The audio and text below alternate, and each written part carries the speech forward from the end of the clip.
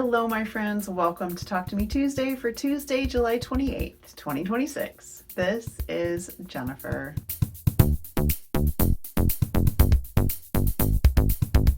Welcome back to my sewing room, friends. I am very happy to share that I did get the binding on the Pegasus quilt. This is based on a Villa Rosa pattern. My panel was a slightly different size, so I had to make a bunch of adjustments, but I will put a link to that pattern in the description in case you want a panel quilt that looks kind of like this. It is definitely the spirit of that pattern.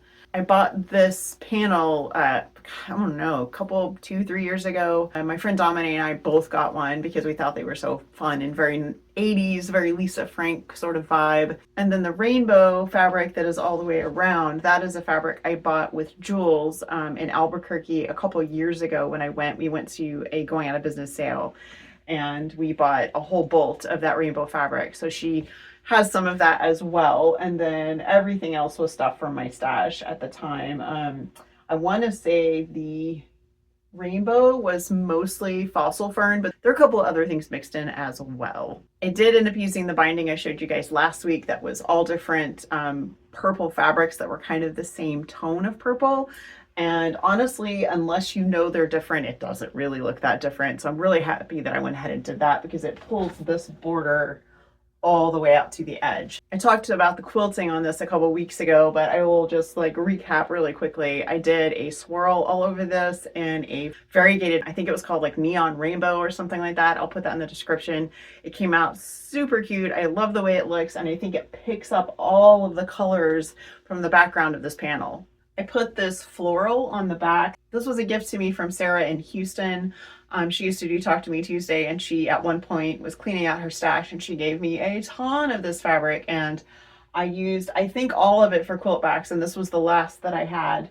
So everything that was left I ended up cutting into 2.5-inch strips because at first I thought I would use this for the binding for this quilt, and then I just decided that I wanted the purple, so I went ahead and used the purple instead. Jules is working on a similar quilt that has a unicorn panel, so you guys be sure and check out her videos. She is in the process, and she's made flying geese, and she's got some other things made. Hers is going to be a little bit different from mine. Like I said, it's kind of similar but not the same, and I love what she's doing with hers, so you guys have to go check that out on her channel. I'll also put that link in the description. I actually wasn't in my sewing room a couple days last week, so I don't have a lot more to show you guys. I did do some machine embroidery and made a quilt label to send to Jules, and I made a label for this, which I'm gonna not show you guys. I'll let Jules show you guys when she gets hers because they're basically the same label. Next up on my to-do list are the hooded towels. I need to get them made because I just keep moving the terry cloth like all over my sewing room, and it is now covered in thread,